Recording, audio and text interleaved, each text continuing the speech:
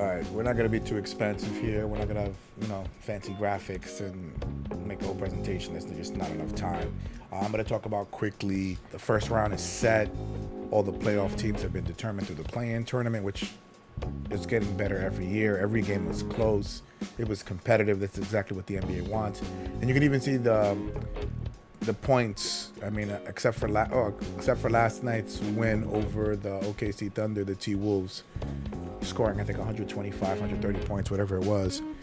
Most of the games were close to 100 points, were defensive-minded and oriented.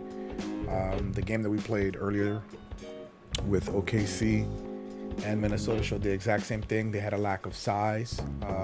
Minnesota was just, too big for them to deal with. So that was apropos. Anyway, so we're going into the East. I'm just going to go quickly.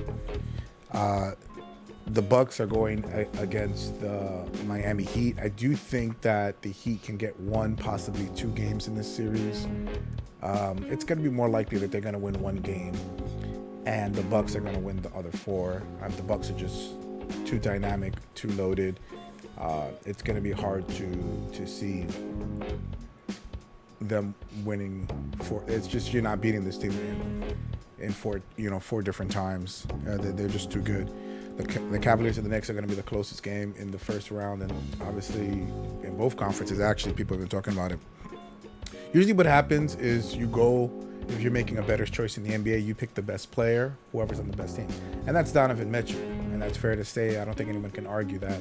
But Jalen Brunson has played Donovan Mitchell and has been better than him, even in last year's playoffs. He completely dominated that matchup. In the last meeting that they had, he had 48 points and he dominated that matchup. So I think that's the key. Everything else you can throw out the window. I mean, obviously Julius being hurt is an issue. I don't think he's going to be hurt that many games. He may miss the first game, but other than that, I don't think it's going to be an issue. Jalen Brunson, if he can keep up with Donovan Mitchell or be better, the Knicks are going to win. If Donovan Mitchell is better than Jalen Brunson by far, then the Cavaliers are going to win. It's that simple. I think everything else, when you look at the bench, when you look at the secondary, tertiary players, the Knicks have an advantage, even head coaching. Everything is in the Knicks' favor. They have more depth. So it's really going to come down to, can Donovan Mitchell will his team into the second round, and that's all it is. And he's a special performer. I mean, dropping 50, 60-something points in the bubble is not easy. He has shown that he is a playoff producer, and he's a really good playoff performer. The Sixers and the Nets, that's another one. It's going to be a gentleman's sweep. I don't see the Nets winning more than one. That mid-season trade for Durant and Kyrie, it's a brand new team. You still extensively, it's going to take a year, I think, for you to be on the same page. So it's going to be tough for me seeing the Nets upsetting the Sixers. I know that the Sixers were upset a few years past with Trae Young and everything else. They seem to have good chemistry this year. James Harden, the weight is not on his shoulders. This is why he failed. It's like what Charles Barkley said. It's tough being the bus driver and being a bus rider. And James Harden is more better slotted to be a number two than a number one. It is what it is. Embiid is the man, and he relishes in that role. So I see the Sixers, similar to the Bucks and the Heat, winning every game except maybe one, potentially two games. Should be anything. The Hawks, this should be the first and only sweep. The Celtics are on a mission. They are way better than the Hawks, and it shouldn't be too hard to figure out. So I have one, maybe two. I have this going 6 or 7, with 5. Depends. Like if Brunson is clicking, Randall's clicking, RJ can hit the corner 3, or on Cleveland's side, if you see Donovan dominating, you see Evan Mobley expanding his game. So they have a few question marks. We'll see. I wouldn't be surprised if everything is clicking for the Knicks, for them to win 4-2.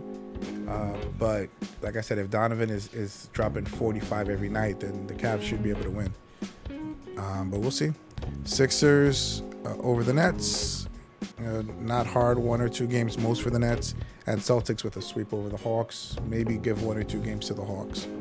Now the Western Conference, that last game was extremely exciting. The Thunder have a very good future. They weren't supposed to be here, so they even just the fact that they lost this is a lesson. They're all gonna have they play in, but playoff experience. One and go home. They're gonna understand what it means. This lesson is invaluable to them, so it should be very good for the front office. The fact that you got them this experience. Saying all that, with the Timberwolves against the Nuggets, I had, before all this moronic infighting and punching walls and all this other stuff, I really had the Timberwolves as a threat in the West, and I'm being serious. Now you can go 1 through 8 in the West. There are no locks. Like this is not the Eastern Conference. The West is wide open. I honestly could see all 4 lower seeds beating the top seed, and I don't think I've ever in my life, excuse me, I don't think ever in my life I have ever felt that was a possibility in any conference. That's insane. Listen to me again. The 4 bottom seeds can beat the 4 top seeds. So in saying that, the Timberwolves and the Nuggets, the Nuggets just did not finish the season impressive. They might have been suffering from the same thing the Celtics had, which was boredom. They just want to get to the playoffs, and the regular season doesn't matter. So they were kind of managing minutes and injuries and just getting physically ready. They don't have that ability to turn it on like a Golden State. They're not a championship pedigree team. So I don't know why you would have that mindset. I would have the mindset to keep playing and to keep getting sharper. But that's just me. The Timberwolves have fought themselves, have been laughed at by the league, and still they're here. I still have the Nuggets winning that out. But I think it's going to be closer than people think. I think the Nuggets can win that in 6. I think it's going to be like 4-2, maybe 7. Who knows? But I do think the Nuggets have an edge over the Timberwolves. But the Timberwolves are coming. They're impressive, and I really like the makeup of their team. With the Suns and Clippers, this is going to be like the Knicks Cavs in the East. This is going to be the closest series, obviously. Kawhi is an absolute assassin in the playoffs, and if you're gonna beat Phoenix, you gotta beat them in the first round. I feel like I do think the Clippers just have so much more depth than the Suns, and Kawhi can match up with KD point for point. Paul George is still injured and not playing, but again, they still have enough depth that they can mitigate that loss. I don't know, as of this recording, I don't know if he's gonna play anytime in this series, but it should be interesting.